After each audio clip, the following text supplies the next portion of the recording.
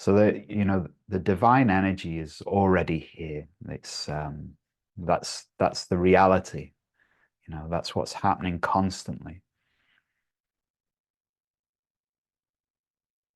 So it can be nice to learn to still the mind to begin with, to acknowledge the thing that the noisiness of our mind and the busyness of our heart can sometimes drown out.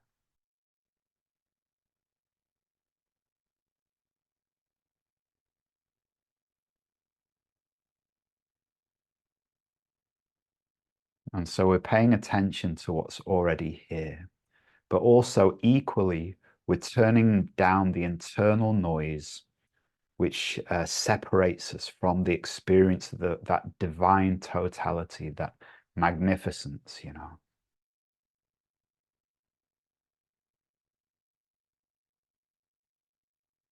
And so I said before, just the story of the lotus flower, it literally drops into mud and then it sustains itself in that mud, that dirt to grow until eventually, it emerges, it opens to the light. And they say, Eastern traditions say, and then there's no mud on the petals when it opens to the light, but somehow it's still rooted in the earth.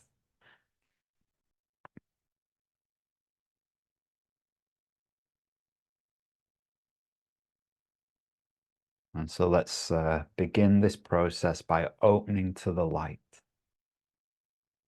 Now, the light might sound abstract at first, but even if you just set your intention, there's something deep inside of you that recognizes a subtle truth in that. So just the willingness to open to the light.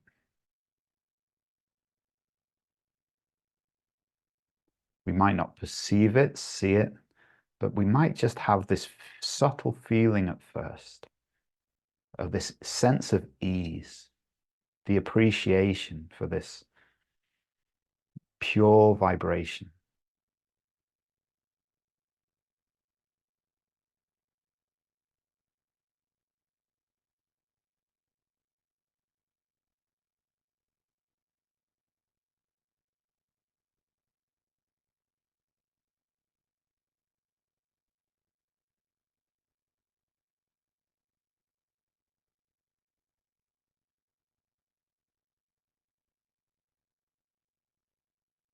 And there's a willingness to use the power of your intention to let the light in.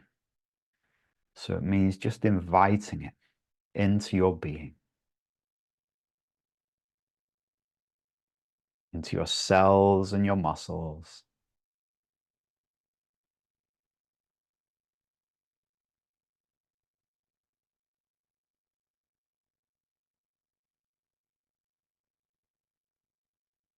And it's almost like this body was designed to reflect, to absorb this light. And it seems like there's something in the world that's doing all it can to stop you doing that.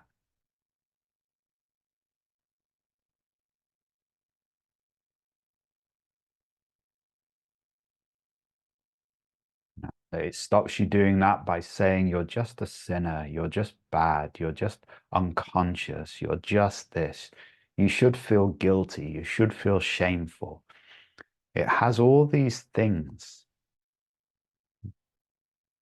that stop you opening, receiving.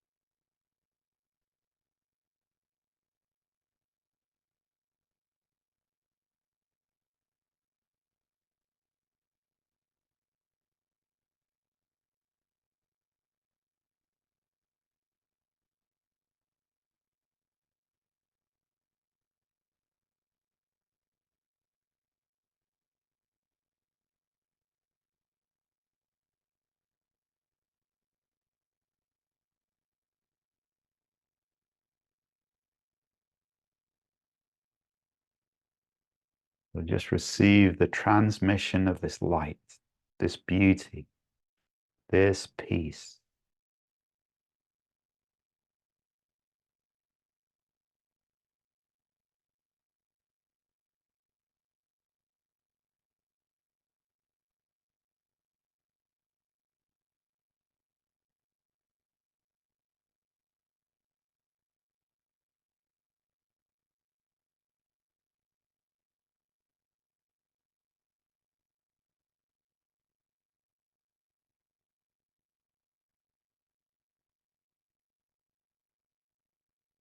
And slowly we're turning, we're learning to focus the mind on this light. We could call it the soul. We could call it the divine.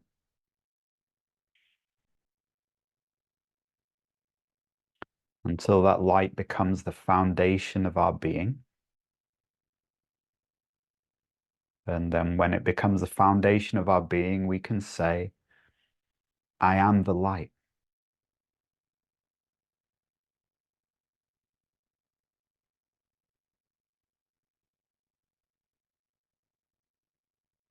So then, Christ says, you can't serve two masters.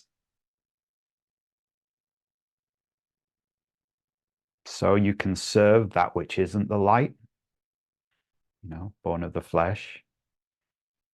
So we can serve our fear, our neurosis, and then that is the root cause of our suffering. Or we become enlightened, means we understand experientially through focus that light is our true nature.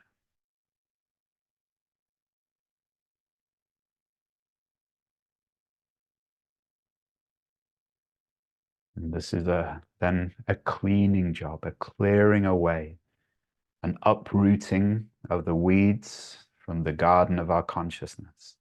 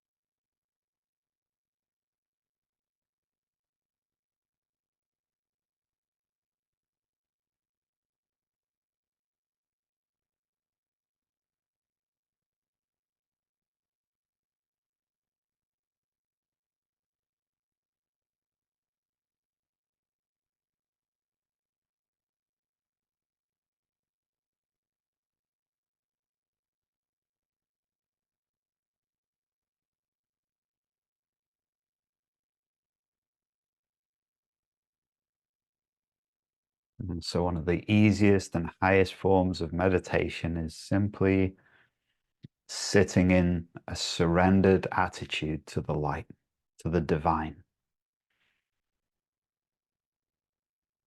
I've said before, you bring a magnet and a piece of metal together, the metal becomes magnetized. So this is the process of meditation or communion, which is an internal thing, coming back to the light.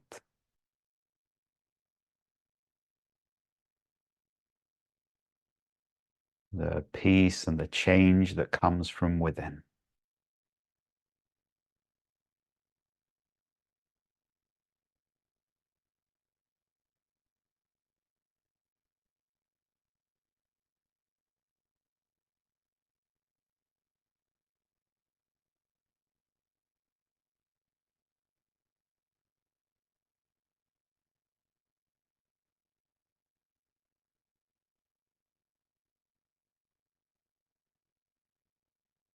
And all that is this attitude of surrender.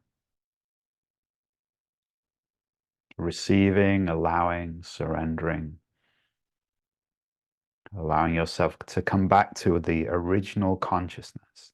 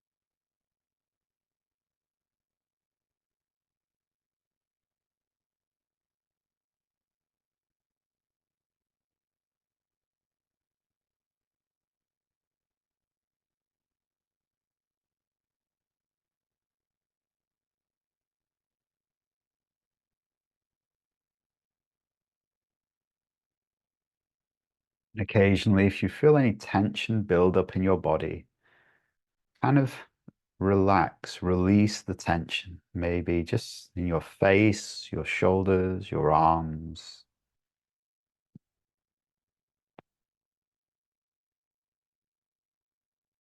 Maintaining a sense of openness, surrender.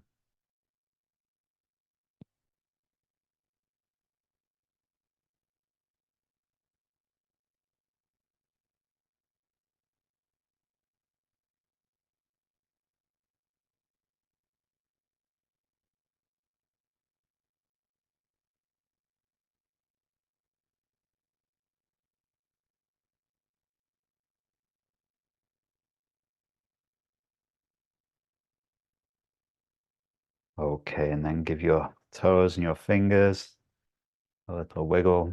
And if you want to stay in meditation, please do so.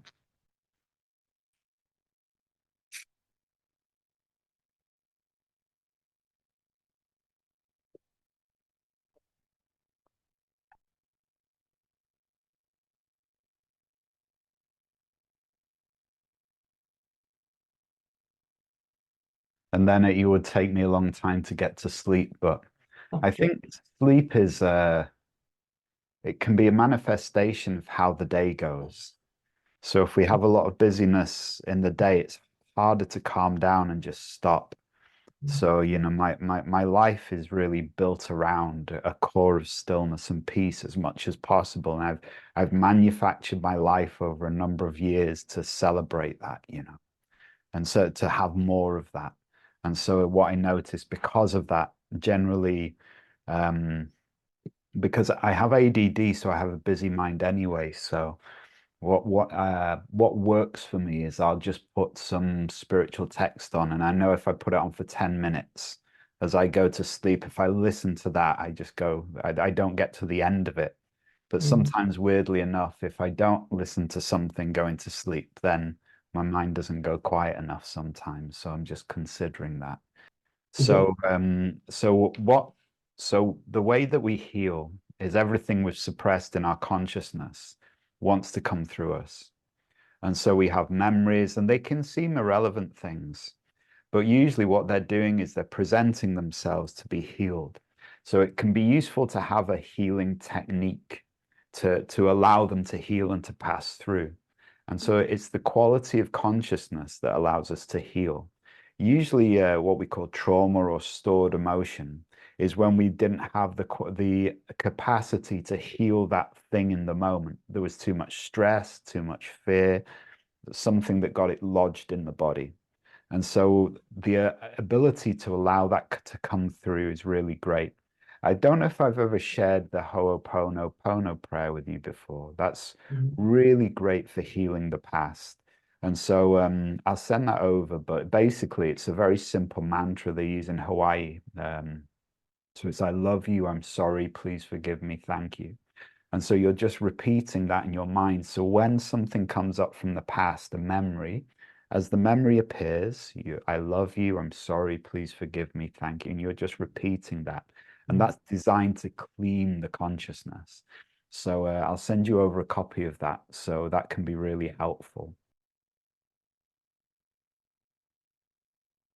So there's a beautiful teaching in the way of the Tao, Lao Tzu says. And he says, can you remain still until the right action arrives by itself? And so it can be very hard for us as humans, and it's certainly hard for me with someone with ADD to be still in conversation, you know. So it can be a beautiful experience just to allow yourself to feel the stillness and just be with it.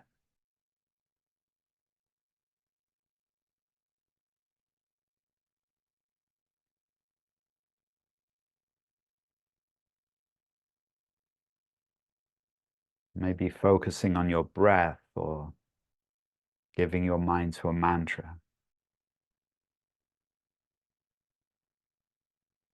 Just meeting this moment, the experience of it, in a kind of non-reactive way. So the, the, the, the approach is that we're allowing ourselves to experience what we're experiencing in this moment. You know, that can be good or bad. That could be pain or pleasure. That could be anxiety or peace. That could be confusion or clarity. So it's like whatever's here in your experience, it's like we could say, if we're using devotional language, we're offering that to the divine. Whatever is here, you know, whatever is here, we're just offering our heart, as Christ called it, which means the emotional center. We're offering our mind, that could be a busy mind. We're offering our body, that could be a crucified, painful body, but we're offering it all.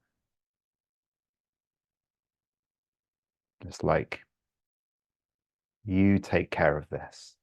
I give this to you. For me personally, struggle, the desire to find it, the bargaining with the divine. Oh, come on, really? That kind of, those kind of prayers. So, yeah, it's just struggle. But then I love Gandhi's saying that glory kind of lies in the struggle. You know, it's can we allow ourselves to struggle and be confused, and usually it's, I notice in myself that a lot of the struggle is me wanting it my way.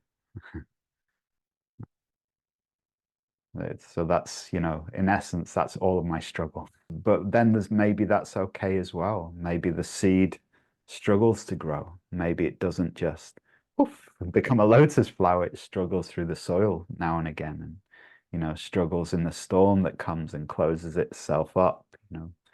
So perhaps struggle is just a part of the process.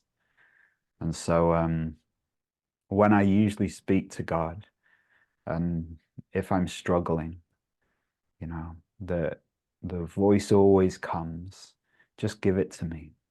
Always. No other advice. Just give it to me.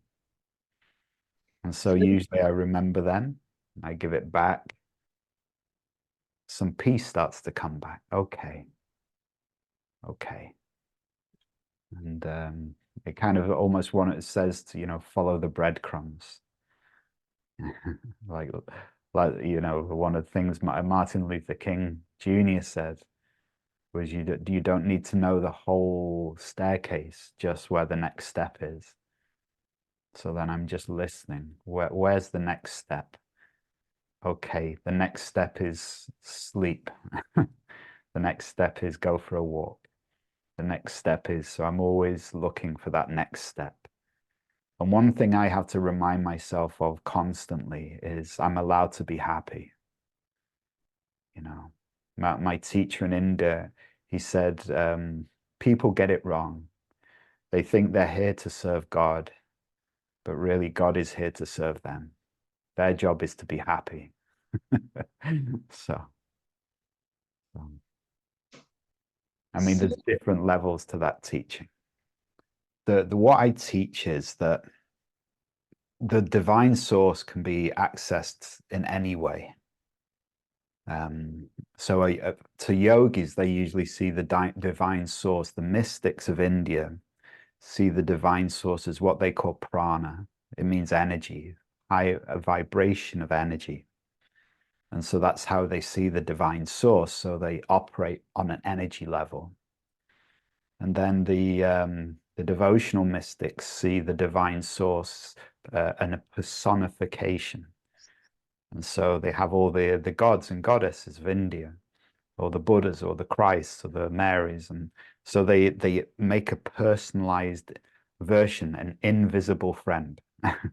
And then they spend their life with their invisible friend. But then they realize that through their own willpower, through their own devotion, they've actually drawn the divine consciousness into their invisible friend. So their invisible friend is literally the voice of the divine, just through their willingness for it to be that way. And so, yeah, you just come to trust that over time. And it's like any relationship. People go into relationships and they say, you better trust me. And it's like, hang on a minute. I don't know. We've only been dating a week. It's going to take trust is a layer by layer thing. Well, this is more teenagers. Hopefully we get to a point in our life we see that isn't wise. So in any relationship, the trust comes over time. It's earned. And so in Tibetan Buddhism, they say, you shouldn't really accept a guru. What a lama is your guru, is your spiritual preceptor. I don't know if it's 15 years or 25 years. They say examine that teacher for at least 15 years. And when you think, okay, because for them, it's the most important job on earth. So, like, develop the faith that can I put my faith in this person? Watch them. Then after, I don't know, it's 15 or 25 years, but one or the other. Oh, okay. Yeah, I can trust them with the most important job on earth, the parenthood of my spiritual awakening. And so, mm. and so, yeah, it takes time. It takes time, and it usually takes suffering. Like, no, I'll do it by myself. I'll go it alone. So, yeah, it is a process. It is a process. But it's very hard it's not, it's said in yoga, the Bhakti Yoga, which is the yoga of devotion, that's the easiest because, my teacher used to say, if a frog was worshipping the divine, they'd worship a big frog. Like, So in other words, it's good for us to have these Krishnas and these Shivas, these embodiments of that highest principle because we can have a relationship with that. It's hard to have a relationship with some abstract light, you know. It's much easier to imagine a person and have a relationship with that person as the embodiment of a principle that transcends even that image. So it's so easy. But most of us are kind of scared because it's like, is this my imagination? Or what if everyone got it wrong and they've accidentally started worshipping the devil? Like, what happened? What if I end up doing that? So, so we've got all this fear in us. So we have to build up the relationship. And that all that will happen. All those projections will come out of us, all those shadows will project. So all that comes out as part of that as well, as part of the devotional process. Hmm.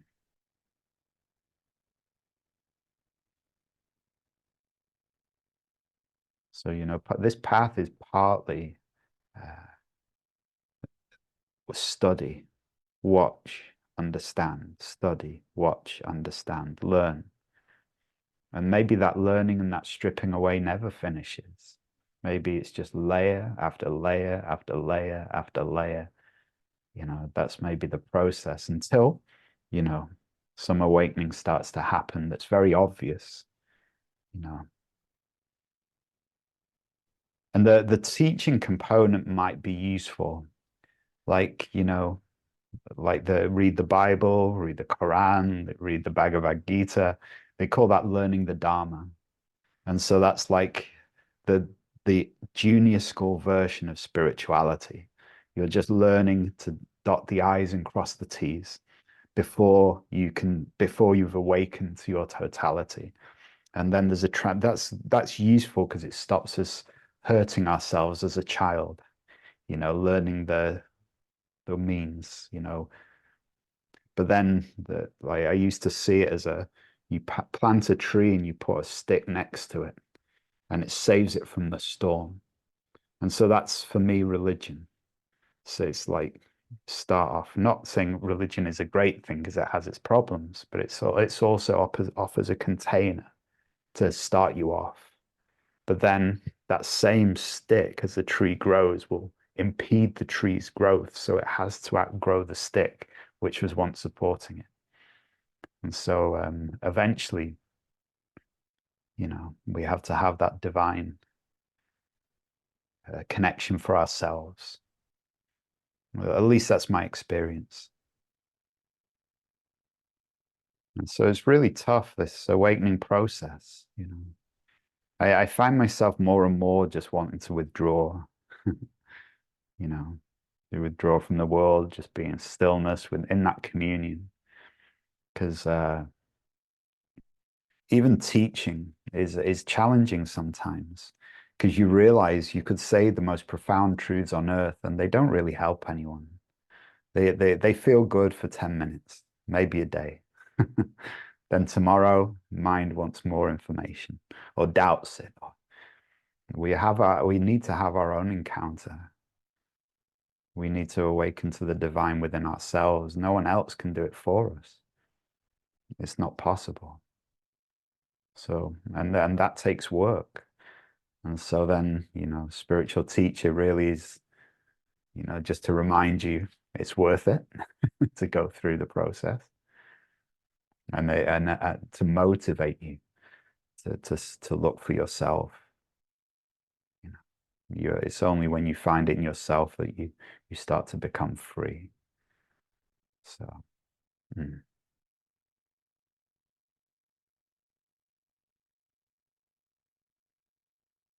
So some schools of Zen, they don't even teach. They, don't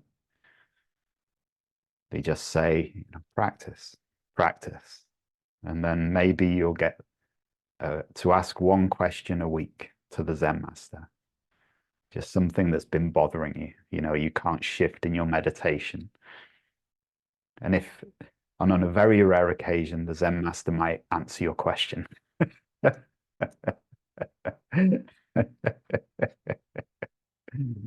So it's all about encounter with truth. Find that place within yourself. Bring your mind back to the divine, back to the light.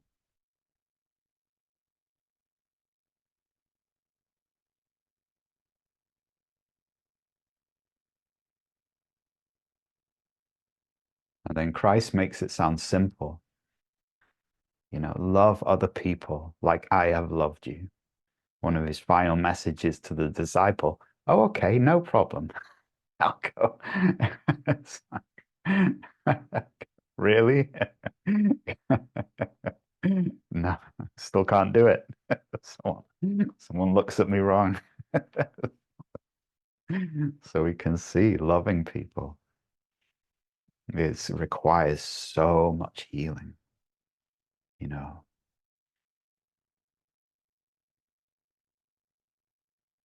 How do we, and then we, you know, we may even find that we're not capable of loving people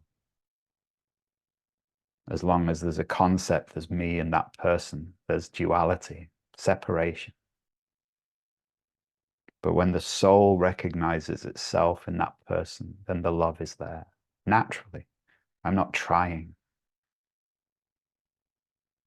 I'm just seeing beyond the personality from that part of me that isn't the personality anymore. And so that's love. And we could say that love, God is loving God. And I'm just witnessing that process. So that's true love. And so we can see that's coming back to your nature of love, not the mind, not the trying.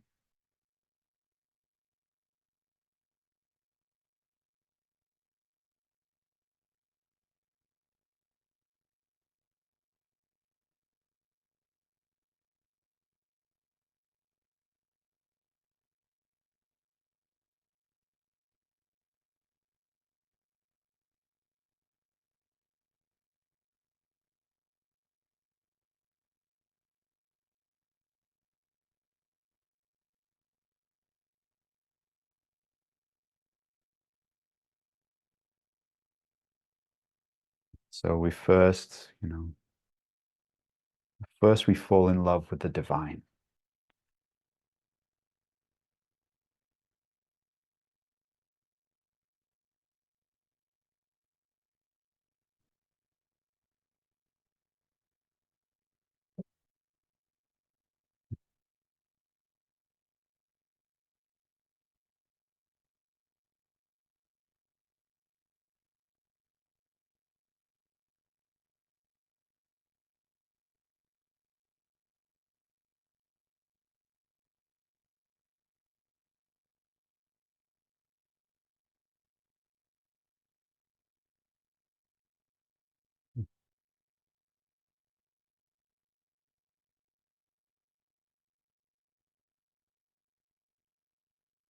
There's a beautiful saying, you know, that can we welcome it all?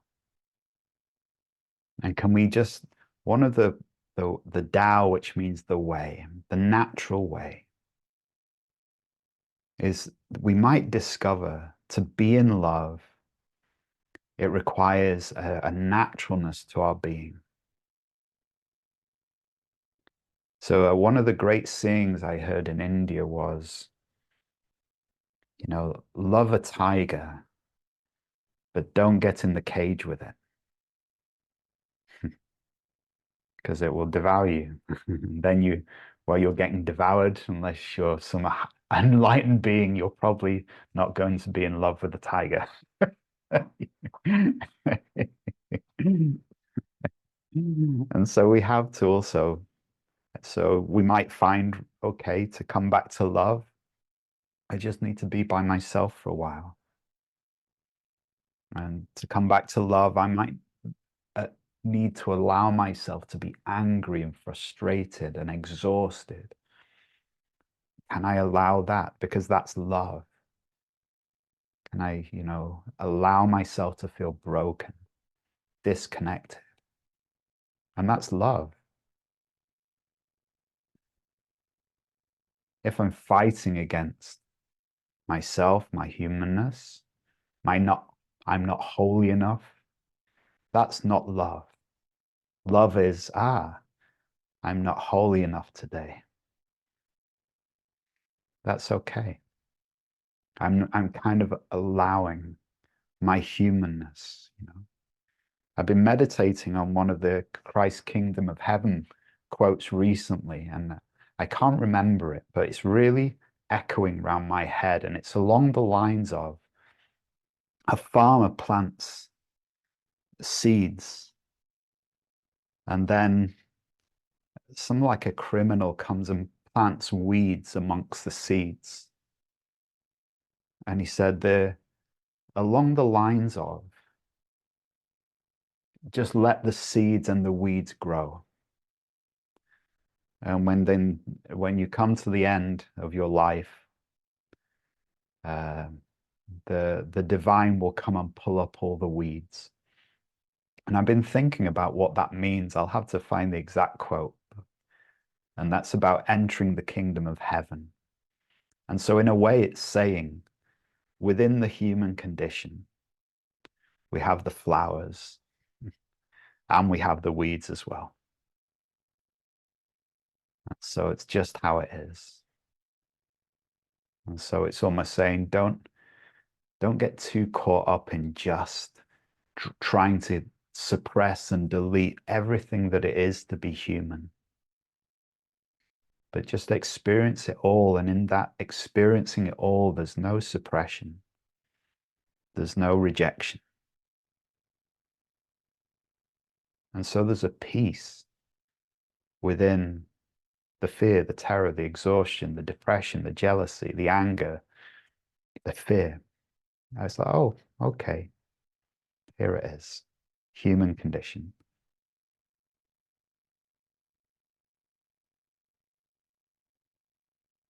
It's almost like Lao Tzu in the Tao Te Ching. He says, stand on your tiptoes and you will fall over. Over sharpen your knife and it becomes brittle.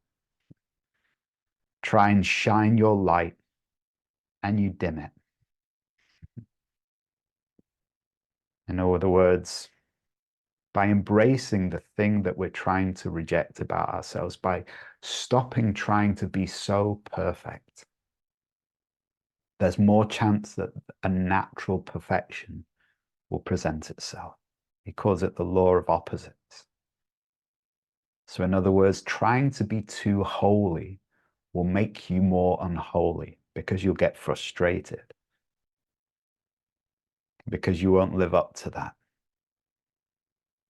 But allowing yourself to be human with peace, then the holiness just seems to come because there's peace, natural love.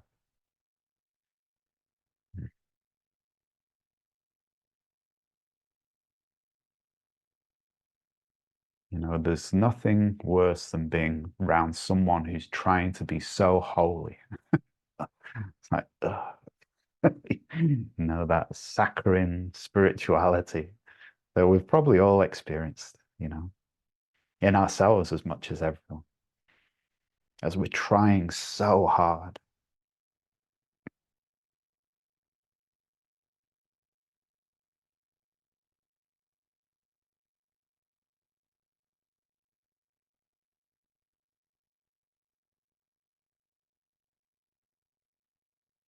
And so in this moment,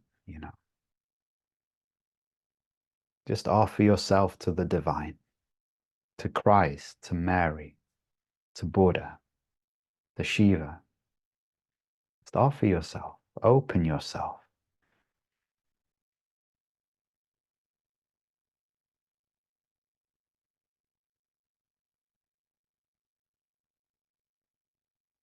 And just see how that feels.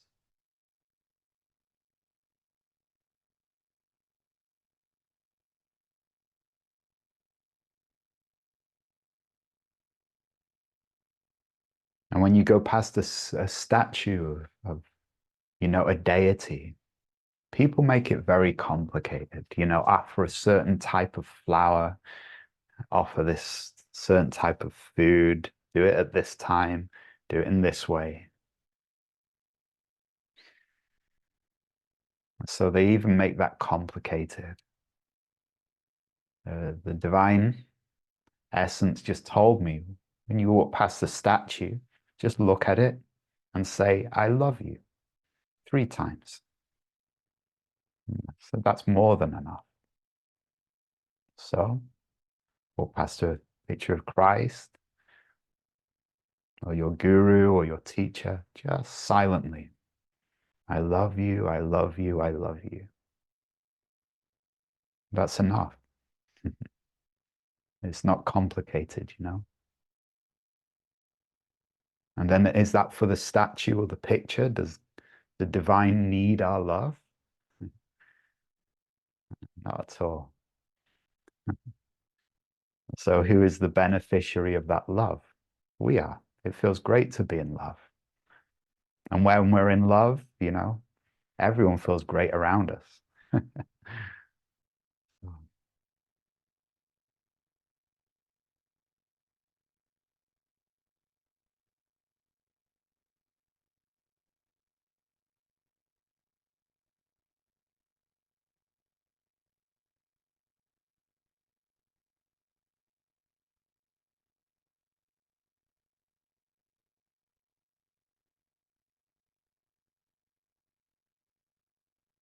So any suffering, any closed-heartedness, any meanness, anything, bring it into love. Just be with it. So we're not rejecting any aspect of our being. We're not pushing away an injured child who inside of us just needs to be seen and heard and appreciated. It's just all brought into love.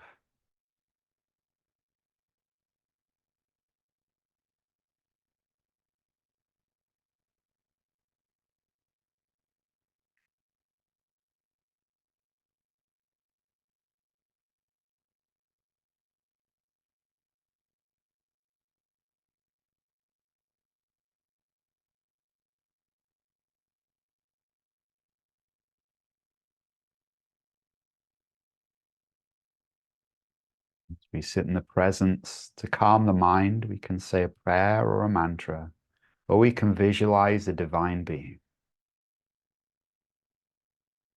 And this helps focus the mind. It gives the mind to the divine. And as we repeat a name associated with that divine image, so maybe our heart even opens to that. And so there's, as Christ said, the highest commandment is to love the divine.